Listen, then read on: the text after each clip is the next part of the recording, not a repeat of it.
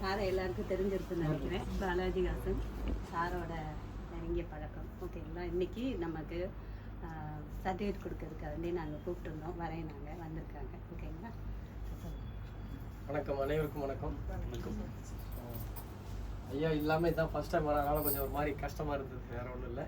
So நீங்கள் எல்லாருமே இங்கே படித்து முடிச்சுட்டு இப்போ வெளில போகிறீங்க. ஸோ படித்து முடிச்சிருக்கீங்க. ஸோ ரொம்ப நல்ல விஷயம், நல்ல ஒரு தரமான வழிகாட்டுதலில் படிச்சிருக்கீங்கன்றது எனக்கு ரொம்ப சந்தோஷம். நான்லாம் ரொம்ப வருத்தப்பட்டிருக்கேன். அது ஐயா இறந்துட்டாருன்ட்டு உடம்புக்கு முடியலன்ட்டு மதுரையில் குமரன் சொல்லிட்டு எம்ஜி குமரன்றவர் எனக்கு தகவல் கொடுத்த அடுத்த நிமிஷம் நான் கேஎஸ்கே நான் கட்டான். இந்த மாதிரி சொல்கிறாங்க, என்னன்னு விசாரிங்கண்ணா அப்படின்றேன். என்ன அப்படின்னா எனக்கு நான் நம்பலை. ஏன்னா செவ்வாய்க்கிழமை சொல்கிறாங்க, வியாழக்கிழமை சொல்கிறாங்க நினைக்கிறேன். அதுக்கு சனிக்கிழமை திருப்பூரில் நானும் ஐயா அம்மா 3 பேரும் கிட்டத்தட்ட ஒரு 11 மணிலேருந்து 6 மணி வரைக்கும் அங்கேயே தான் இருக்கும். அவர் ஸ்டேஜில் கடைசியாக என்ன ரொம்ப புகழ்ந்து பேசினார். பாலாஜினா சரவடி அப்படி இப்படின்ட்டு எனக்கு ரொம்ப சந்தோஷமாக இருந்தது. கடைசியாக கிளம்பும்போது காரில் நான் தான் கையை பிடிச்சி ஏற்றி விட்றேன். வாடா ரூம் கொண்டுறாரு. இல்லைங்கய்யா ஒரு சின்ன வேலை இருக்குன்ற, சரி பாட்டு வாடா அப்படின்றாரு. இப்படி நல்லா பேசின மனுஷனே இந்த மாதிரி சொல்கிறது எனக்கு நம்ப முடியல. அப்புறமா இவர்கிட்ட கேட்டால் அப்படிலாம் இல்லைனா ஹாஸ்பிட்டலில் தான் சேர்த்துருக்காங்கன்னாரு. சரி, அப்போ ஏதோ நம்ம ஆளுங்க கிளப்பி விட்டானுங்க போல இதுன்னு சொல்லிட்டு நான் உண்மையிலே வேண்டிக்கிட்டு தூங்கி எழுந்திரிக்கிறேன். காலைல இந்த மாதிரி தகவல் வந்து ரொம்ப கஷ்டமாக போயிடுச்சு. உண்மையிலே அவருடைய ஃபேஸ்புக்கில் பார்த்தீங்கன்னா என் பிறந்த நாள் ஜனவரி 6, ஜனவரி 4ஆம் தேதியே வாழ்த்து போட்டார். பார்த்தா ஜனவரி 6 ஐயா இல்லை. ஸோ வந்து அது ரொம்ப எனக்கு வருத்தமாக போயிடுச்சு. உண்மையிலே அன்னைக்கு நான் பூரா அழுந்துட்டு தான் இருந்தேன். ரொம்ப அழுந்தது என்னன்னா, அது ஒரு இல்லைன்றது மிகப்பெரிய வழி. அதை விட நம்ம சென்னையில் இருந்திருந்தா நம்மளும் கூட போய் சதீசனா மாதிரி இவங்கள மாதிரிலாம் கற்றுருந்துருக்கலாமே. இவங்க நம்ம அங்கே வச்சுருக்காரு, நம்ம நல்லா வீடியோவில் பேசுனாரு அவர் கார்த்தியன், அந்த மாதிரி கற்றுருந்துக்கலாமே, நம்ம மிஸ் பண்ணிட்டோமேனு ரொம்ப நல்லா வருத்தப்பட்டிருக்கேன். அவர் இருக்கும்போது நான் வந்திருக்கேன். நான் இருக்கும்போது ஒரு 4-5 முறை வந்திருக்கேன். பட் ஆனால் ஒரு முறையாக உங்களை மாதிரி ஒரு ஸ்டாண்டர்டைஸாக ரெகுலராக ஒரு ஃபார்மேட்டாக கற்றுக்கலன்ற ஒரு வருத்தம் எனக்கு ரொம்ப இருந்தது. ஸோ அதெல்லாம் எனக்கு கிடைக்காத ஒரு விஷயம் உங்களுக்கு கிடைச்சிருக்கு. ஸோ ஐயாவை பற்றி புகழ்ந்தான் நான் நிறைய விஷயம் சொல்லுவேன். அதாவது நம்மலாம் வந்து இப்போ என்கிட்ட பர்சனலாக ஒரு ஜாதகம் கிடைச்சா அது திசை புத்தி கிரக சேர்க்கை எல்லாம் வச்சு கணிச்சு சொல்கிறது ஒரு டைப். அதுலேயே 10க்கு 2 தப்பாக போகுது, அது வேறு விஷயம். நான் இங்கே இல்லை, வீட்டுக்கு அம்மா அங்கே வீட்டில் இருக்கும்போது ஒரு தடவை நான் கணியர் ஐயா குமரனெல்லாம் நாங்கள் போயிருந்தோம். அப்போ அவர் எதுவுமே என்னை பார்க்கவே இல்லை. ஒரு ஒரு ஜீவனாடி மாதிரி எடுத்தார். அது ஒரு ஓலைச்சுடி மாதிரி. இந்த வாரம் திருப்பதி போறியாடான்னாரு. என்கிட்ட கேட்குற திங்கக்கிழமை, அந்த வாரம் திருப்பதி போடாரு. அவர் கேட்குற நிமிஷம் வரைக்கும் நான் எந்த இடத்துலையும் புக் பண்ணல. நம்பர் 1 நான் புக் பண்ணல, போகிற மாதிரி எந்த ஐடியாவும் கிடையாது. இல்லைங்க ஏன்னா இல்லையா உன்னை கூப்பிட்றாங்க, ஏன் நீ போக போகிற அப்படின்றாரு. சரி ஏதோ சொல்கிறாரு. அப்பா எனக்கு இவர் அந்த அளவுக்கு தெரியாதுன்னு வச்சுக்கோங்களேன். இவர் பெரிய ஜோசியர்ன்றது மட்டும்தான் தெரியுமே தவிர இவர் ஜீவனாடி இந்த அளவுக்கு தெரியல. சரி ரைட்டுன்னு நான் அதை ஒரு பெருசாக எடுத்துக்கல. சரி மறுபடியும் திங்கக்கிழமை அன்னைக்கு நைட்டு அன்னைக்கு மாறதி நல்லா இருந்தார். நாங்கள் அவர் கையில் தான் நாங்கள் சாப்பிட்டோம். ஸோ திரும்ப அன்றைக்கி நைட்டு நான் ஊருக்கு போய்ட்றேன். செவ்வாய்க்கிழமை புதன்கிழமை நாங்கள் இருக்கேன். வெள்ளிக்கிழமை ஈவினிங்கு மகேந்திராவில் அப்போ மேனேஜராக இருந்தவர் பாலாஜி ஒரு 7 பேர் சேர்ந்து டிக்கெட் போட்டிருக்காங்க. அவங்க 2 ரிலேட்டிவ் ஒருத்தங்க யாரா வரல. அப்போ இந்த அளவுக்கு அந்த ஸ்கேனிங்கு ஃபேஸ் எல்லாம் கிடையாது. பாலாஜின்னு பேர் என்ன தூக்கிட்டு போயிட்டாங்க. நான் அப்பயும் கேட்குறேன், எங்கள் ஸ்கேனை உள்ளே போனால் ஆதார் கார்டில் மாட்டி பண்ணிட்டு வா பார்த்துக்கலான்றாங்க. சேம் இதே புரட்டாசி மாதம் தான் உள்ளே போகிறோம். அந்த கூட்டத்தில் ஒன்றுமே பார்க்கல. 6 பேரை பார்த்தா 6 பேர் உள்ள அனுப்பிட்டான். நான் இது சொன்னது, அதாவது நான் ஒரு ஜோசியத்தில் எப்போ கல்யாணம் ஆகும்னு சொல்லலாம், எப்போ வண்டி வாகனம் வாங்கலாம்னு சொல்லலாம், எப்போ உடம்பு, இதெல்லாம் எப்படி சொல்ல முடியும்? ஸோ வந்து இவர் ஜோதிடன்றதை விட நான் தீர்க்கதரிசின்னு தான் நான் அந்த நிமிஷம் வந்து பார்த்தேன். அப்புறம் 2020 கோவிட் டைமில் இங்கே வந்தேன். 2019 இங்கே வந்தேன். அப்போ வந்து எம்பி எலெக்ஷனில் நான் யார் ஜெயிப்பாங்க இப்போவும் போட்டிருக்கேன். 2024லையும் 2019 எம்பி எலெக்ஷனில் நான் யார் ஜெயிப்பாங்கன்றதை கொண்டு வந்து காமிச்சேன் விட்டேன். ஏன் இப்படிலாம் பண்ணியிருக்கேன்ட்டு. அவர் என்ன நினைச்சாருன்னு தெரியல. எல்லாம் பார்த்துட்டு நீ ரொம்ப மெனக்கெட்டுருக்க, கண்டிப்பாக ஒரு 80 to 90% படிக்கணும்னாரு. அவர் அது என்ன ஓரளவுக்கு பார்த்துட்டு இந்த தொகுதி ஜெயிக்கும் அதெல்லாம் அவர் எதுவுமே சொல்லலை. அவர் அரசியலுக்கு அப்பாற்பட்டவர். நான் அந்த எலெக்ஷனில் வீடியோ போடுறேன். 40 தொகுதி 35 கரெக்டு பார்த்தா அப்போ 85%. அவர் 80 to 90 சொன்னார்.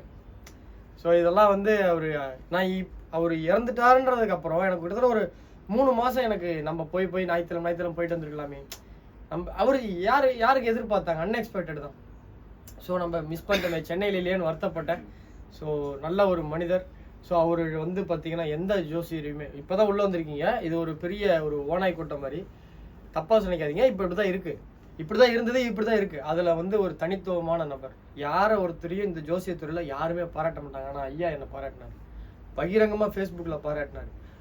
அதெல்லாம் வந்து எவ்வளோ பெரிய மனுஷன். அதை விட ஒரு பெரிய விஷயம் என்னென்னா, இது தற்பெருமைக்காண்டி சொல்ல, அவருடைய தன்மையை உங்களுக்கு புரியணுன்றதாக சொல்கிறேன்.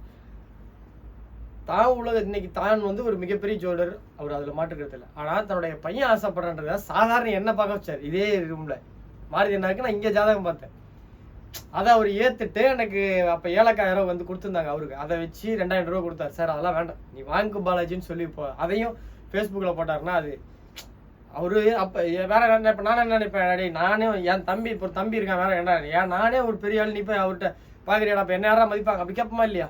அந்த என்ன ஒரு கடுகளை கூட கிடையாது. நான் சொல்கிறது எல்லாமே உண்மை. ஐயா ஒரு மாருதி அண்ணா இருக்காரு, அவர் தான் சம்மந்தப்பட்டவர் சாட்சி. ஸோ அந்தளவுக்கு ஒரு நல்ல மனிதர். ஸோ இந்த இடத்துல அவருடைய கிளாஸ் நீங்கள் படித்தவங்க கண்டிப்பாக ஜோசியத்தை பற்றி நான் சொல்ல வரல. எனக்கு தெரிஞ்ச ஒரு 4-5 அனுபவம், நான் பட்ட அனுபவத்தை மட்டும் சொல்கிறேன். ஜோதிடத்துறையில் எந்த விமர்சனமும் பண்ணாதீங்க. உங்கள் மேலே விமர்சனங்கள் வரும், அது எதையுமே காதில் வைக்காதீங்க. நீங்கள் வெற்றியாக போயிட்டு இருந்தீங்கன்னு வச்சுக்கோங்க, அந்த விமர்சனங்கள்லாம் நிற்காது. நம்பர் 2, சக ஜோதிடருடைய திறமையை பாராட்டுங்க. அவங்ககிட்ட என்னென்ன கற்றுக்க முடியுமோ கற்றுக்கோங்க. இப்போ ஐயா கிட்ட நீங்கள் நினைக்கிற மாதிரி ஒரு குறிப்பிட்ட பேர் தான் படித்தாங்கன்னு கிடையாது. நிறைய பேர் வருவாங்க போவாங்க, எந்த ஒரு பிரதிபலனும் எதிர்பார்க்க மாட்டாங்க. இங்கே சேலம் விநாயகா மிஷனுக்கு ஒரு தடவை வந்திருந்தாரு, நானும் கூட போயிருந்தேன். அப்போ அம்மா வரல, நான் அங்கே ஒருத்தர் கார்த்தின்னு ஒருத்தர் இருப்பார் வக்கீல், இந்த கார்த்தியனில் இன்னொரு கார்த்தியனை. நான் சொல்கிறது 2016-15 அப்போ தான் நான் ஐயாவை ஃபஸ்ட் டைம் பார்க்குறேன். விநாயகா மிஷனுக்கு வந்திருக்கும் போது நான் கூட போகிறேன். அவங்களுக்கு எல்லாம் பார்த்தாரு, சொன்னார் இந்த மாதிரி ஒரு பக்கத்தில் உங்களுக்கு ஒரு பாகப்பிரிவினை ஏற்படும், அந்த பாகப்பிரிவினை உங்களுக்கு கொடுப்பாங்கன்ற. அந்த விநாயகா மிஷன் பக்கத்தில் ஒரு 16 ஏக்கரு அதே மாதிரி ஒரு சொன்ன மாதிரி நடந்தது. அது எனக்கு தெரியும், ஆனால் அவங்ககிட்ட இவர் கூப்பிட்டு சொல்லவே இல்லை. அதாவது இந்த மாதிரி பாகப்பிரிவினை கிடைச்சிருச்சு, 16 ஏக்கர்ன்றதுனால அவங்க பில்டிங் நிப்பாட்டி வச்சிருந்தாங்க. ஏன்னா கிடைச்சா அது ஒரு பெருசாக கட்டலாம்ல அப்படின்ட்டு. நான் அதுக்கப்புறம் சொன்னேன், ஓ அதெல்லாம் நம்ம அவங்க சொல்லணும்னு நம்ம எதிர்பார்க்கக்கூடாதியா அப்படின்னு. புரியுதுங்களா? நம்ம ஒன்று பண்ணனா அதுக்கு உபகாரமாக நம்மளை கூப்பிட்டு சொல்லணும், நமக்கு ஒரு கிஃப்ட் கிடைக்கணும்னு எதிர்பார்க்கக்கூடாது. கிடைச்சா ஏற்றுக்கலாமே தவிர கிடைக்கலன்றதுக்காக அவங்கள ஒதுக்கக்கூடாது. அதே போல் இதில் நம்ம படிச்சுட்டே இருக்கணும். இந்த ஜோசியத்துறையில் நம்ம போதும் அப்படின்ற எண்ணமே வரவே கூடாது. படிச்சுட்டே இருக்கணும், ப்ராக்டிஸ் பண்ணிட்டே இருக்கணும். இது நீங்கள் இப்போ இன்னும் ஒரு 5 வருஷம் கழிச்சு ஒரு புதுசாக ஒரு புக்கு வருதா படிங்க. ஒரு 1-2 ரிசல்ட்டு. ஒன்று அந்த புக்கில் இருக்கிற நாலேஜ் நமக்கு கிடைக்கும். இல்லை அந்த புக்கில் ஒன்றும் பெருசாக இல்லை அப்படின்னா ரைட், ஓகே, நம்ம ஒரு 150 ரூபா இன்வெஸ்ட்மெண்ட் பண்ணுறோம், ஒரு அப்பாயின்மெண்ட் வாங்குற காசு தான் நம்ம கொடுக்க போகிறோம். அதை நல்லா இல்லைன்னா விமர்சனம் பண்ணக்கூடாது, நல்லா இருந்தால் கூப்பிட்டு பாராட்டணும். ஐயா அப்படி தான் பண்ணுவார். முன்னிலே நான் சொல்கிறேங்க, நான் ஒரு எலெக்ஷன் ப்ரெடிக்ஷன் போட்டு ஜெயிச்சதுன்னா ஃபோன் ஐயாட்டு இருந்தால் வரும். இதெல்லாம் அதாவது அது பெரிய விஷயம். இது நம்ம சொன்னால் அந்த உணர்வு புரியாது. எனக்கு ரொம்ப சந்தோஷப்படுவேன். காலைல எனக்கு 5 மணி 6 மணிக்கு அவர் கேஎஸ்கே அண்ணன் தான் என்னை கூப்பிட்டு இப்படி சொல்கிறாரு ஏன்ட்டாண்டு. நான் 7:30 வரைக்கும் அழுவுறேன். எங்கள் வீட்டில் எல்லாருக்கும் என்னாச்சுன்னு தெரில. எங்கள் சொந்தக்காரங்க ஏதாவது இதாகிட்டாங்களா, என்ன பிரச்சனை, எதுவுமே தெரில. அப்புறமா ஒய்ஃப் ஃபேஸ்புக்கை பார்த்துட்டு தான் அப்புறம் எங்கள் வீட்டில் இருக்கவங்களுக்கு புரிய வச்சாங்க. ஸோ என்னன்னு சொல்கிற அளவுக்கு இல்லாத அளவுக்கு எனக்கு ஒரு வழி. அப்புறம் நான் கிளம்பலான்னு ரெடி ஆகும்போது தான் அப்புறம் அவர் சொன்னார், இல்லைப்பா இது பண்ணுறேன், நீ வந்தால் வேஸ்ட்டு அப்படின்னு சொன்னாங்க. ஸோ அதுக்கப்புறம் இப்போ வரும்போது எனக்கு ரொம்ப அந்த பழைய நினைவுகளாக வருது. ஸோ நல்ல இடத்துல படிச்சிருக்கீங்க. ஸோ கண்டிப்பாக இதுக்கு மேலேயும் படிச்சுட்டே இருங்க, அப்டேட் பண்ணிட்டே இருங்க. இவருடைய முகநூல் பக்கத்தில் போய் இவருடைய பதிவுகள்லாம் பாருங்கள். அவர் ஏதோ ஒன்று சிம்பிளாக போட்டிருப்பார், அதுக்கு பின்னாடி ஒரு ரெஃபரன்ஸ் கிடைக்கும். அந்தளவுக்கு ஒரு விஷயம், அதில் மாற்று கருத்தே கிடையாது. அதே போல் 4வது பாயிண்ட்டு, ஐயாட்ட பார்த்தீங்கன்னா ஜாதகம் பார்க்க வருவாங்க. அவங்க எவ்வளோ ஃபீஸ் தரான்னு ஐயாவுக்கு தெரியாது. அங்கே அந்த ஒரு இது மாதிரி இருக்கும், அங்கே வச்சுட்டு போயிடுங்க. ஸோ டிமாண்ட் பண்ணாமல் பார்ப்பார். நான் கூட அந்த விஷயத்தில் நான் ஒரு ஜாதத்துக்கு எவ்வளோன்னு ஃபிக்ஸடாக வாங்கிட்டு இருக்கேன். பட் நான் அந்த மாதிரி இருங்கன்னு சொல்ல வரல. பட் அந்த பக்குவத்துக்கு வந்தால் இன்னும் நல்லா இருக்கும்னு தான் நான் சொல்ல வரேன். அதே மாதிரி ஐயா இது வரைக்கும் பரிகாரம் யார்ட்டையுமே காசு வாங்கினதே கிடையாது. ஸோ நீங்கள் எவ்வளோ வேணாலும் ஃபீஸ் வாங்கிக்கோங்க, அது உங்களுடைய திறமை, உங்களுடைய ஸ்டஃப்பு எல்லாம். பரிகாரன்ற பேரில் வாங்கினோம்னா அது அவங்களோட இந்த சம்மந்தப்பட்டவங்களுடைய கர்மா நமக்கு வரும். பரிகாரன்ற பேரில் வாங்காதீங்கன்ற என்னுடைய ஜஸ்ட் ரெக்வஸ்ட்டு. இந்த கோயிலுக்கு அனுப்பலாம், அந்த கோயிலுக்கு அனுப்ப ஒரு பிரச்சனை நம்மளால தீர்க்க முடியுமா? நம்ம உருவாக்கவும் முடியாது, உருவாக்க வேணா முடியும், தீர்க்க முடியாது. ஒரு கிளைண்டோடைய பிரச்சனையை தீர்க்க முடியாது. ஏதாவது ஒரு கோயில் அவங்க ஜாதகத்தில் என்ன கிரக சூழ்நிலைகள் உங்களுக்கு மெத்தேடில் வருதோ அந்த கோயிலுக்கு அனுப்புங்க, இறைவன்ட்டு அனுப்புங்க. அவர் முடிஞ்சால் சரி பண்ணிட்டோம், இல்லைனாலும் பிரச்சனை கிடையாது. நமக்கு எந்த விதமான இதுவும் வராது. நம்ம கை நீட்டி காசு வாங்க வேண்டான்றது என்னுடைய தாழ்மையான கருத்து. ஸோ ஐயாவுடைய ஸ்டூடெண்ட்டை கண்டிப்பாக சொடப்ப மாட்டீங்க. கண்டிப்பாக இந்த துறையில் மிகப்பெரிய அளவில் வெற்றி அடைஞ்சு, அதே மாதிரி இந்த டச்சிலே இருங்க. முடிச்சுட்டு போகாமல் அடுத்த பேட்சில் என்ன ஏதாவது அப்டேட் பண்ணுறாங்களா, அட்வான்ஸ் ஏதாவது போடுறாங்களா அப்படின்ற அந்த டச்சிலே இருந்தீங்கன்னா தான் நிறைய கற்றுக்க முடியும். ஜோசியத்தில் நான் முழுசாக படிச்சுட்டு அவரே சொன்னது கிடையாது. நீங்கள் அவர் வீட்டுக்கு போய் பார்த்தீங்கன்னா, இப்போ அங்கே இருக்குது பார்த்தீங்களா செல்ஃபு, அந்த மாதிரி ஒரு ட்ராக்காக இருக்கும்.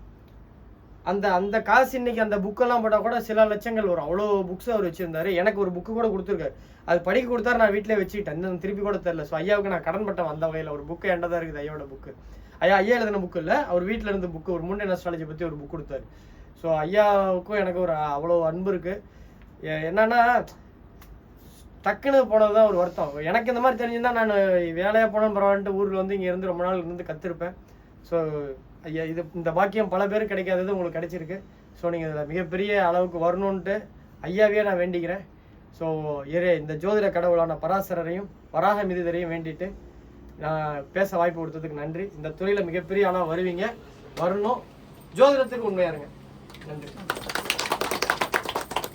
பாலாஜி ஹாசன் தான் வந்து இந்த வீடியோ போட்டதே. என்னன்னா சார் வந்து அந்த கடைசி அந்த பள்ளிப்பாளையமோ ஏதோ அந்த இதில் இருந்த அவினாசி ஏதோ இதில் அந்த மாநாடுக்கு போன போது அந்த கேது பெயர்த்துக்கு 60 நாள் முன்னாடி ஒரு பெரிய ஜோதிடத்தில் வந்து அப்படியே இது விழும் அப்படின்னு சொன்னது இதை வந்து தானே கணிச்சு சொன்னாருன்ற அந்த உண்மையை வந்து பாலாஜி ஹாசன் மட்டும்தான் அந்த வீடியோல போட்டாப்ல. வேற யாரும் வந்து அதை சொல்ல. வேற யாரோ வயசானவங்க ஒரு பிராமின் ஆளுங்க தான் போவாங்கன்னு நினைச்சேன். இவரு போவாரு நினைச்சா நான் அப்படி சொல்லியிருக்கவே மாட்டேன். நான் ஏன் இவரு போக நான் ஆசைப்படுவேன். முன்னாடி சொல்ல அப்புறமா தான் இல்ல நான் அக்டோபர்லயே பதிவு பண்ணிருந்தேன். 2021 அக்டோபர்லயே பள்ளிப்படை மாநாட்டுல போட்டிருந்தேன். எப்பயுமே வந்து கேது வந்து விருச்சிகத்துக்கு வரக்கூடாது, அப்படி இது துலாம் ராசிக்கு வரக்கூடாது. அது வந்தது கூட பிரச்சனை இல்லை. 10ஆம் இடத்துல இருக்கிற சனி 10ஆம் பார்வையா பாக்குது. சனி 10ஆம் பார்வையா பாக்குது. குரு வந்து இப்ப மேசத்துக்கு உள்ள வராரு. சோ இது சாரி குருவும் அந்த 5ஆம் குரு 9ஆம் பார்வையா பாக்குறாரு. இப்படி இருந்தா ஒரு ஜோதிடத்துல ஊற்று மறைவோம், அது கண்டுபிடிக்கிறவங்க படிச்சவங்கன்னு சொல்ல முடியாது. இப்ப நான்லாம் படிச்சவன். இப்ப ஜோதிடத்துக்கு ஞானத்துக்கு அறிவு வித்தியாசம் இருக்கு. இப்ப நான்லாம் ஜோசியத்துக்கு அறிவு தான் இருக்கு, ஞானம் கிடையாது. ஐயாலாம் ஞானம். இப்ப ஞானத்துக்கு அறிவுக்கு என்ன வித்தியாசம்னா, இப்ப நம்ம இப்படி வரோம், இப்ப இந்த வீடியோ போன் எடுக்கிறோம், டச் பண்றோம் அப்படின்னு இன்னொருத்தரை பார்த்து நம்ம கத்துக்கிட்டா அது அறிவு. தானா ஒரு விஷயம் தெரிஞ்சா அது ஞானம். இப்ப குழந்தை பிறக்குது, பிறந்து 2 நிமிஷத்துல ஒரு தாய் கிட்ட வைக்கிறாங்க, அது பால் குடிக்குது மார்பை பிடிச்சி. அந்த குழந்தைக்கு இந்த இடத்துல பால் வரும் இப்படி உரியன்னு யார் சொல்லி கொடுத்தா? அதுதான் ஞானம். அது இறைவனா இந்த குழந்தைக்கு உயிர் வாழ கொடுத்தது. அறிவுன்றது நம்மளா கத்துக்கிறது. இப்போ ஒரு பைக் ஓட்டுறோம், கார் ஓட்டுறோம், ஸ்விம்மிங் பண்றன்றது அறிவு. ஞானன்றது இன்பில்டா வருது. ஸோ அந்த அறிவு தான் அவரு. அப்படிதான் நான் சொன்னேன். ஞான ஜோதிடத்துல ஞானம் கொண்டவர் ஒருத்தர் மறைவானத்துக்கும் அறிவுக்கும் வித்தியாசம் சொன்னேன். ஞானத்துக்கும் அறிவுக்கும் இல்ல இதுதான் கரெக்டான வித்தியாசம் நினைக்கிறேன். ஸோ ஐயாவிட்ட வந்து நீங்க படிச்சது பெரிய பாக்கியம். ஸோ அவருடைய புக்கை எல்லாம் படிச்சுட்டே இருங்க.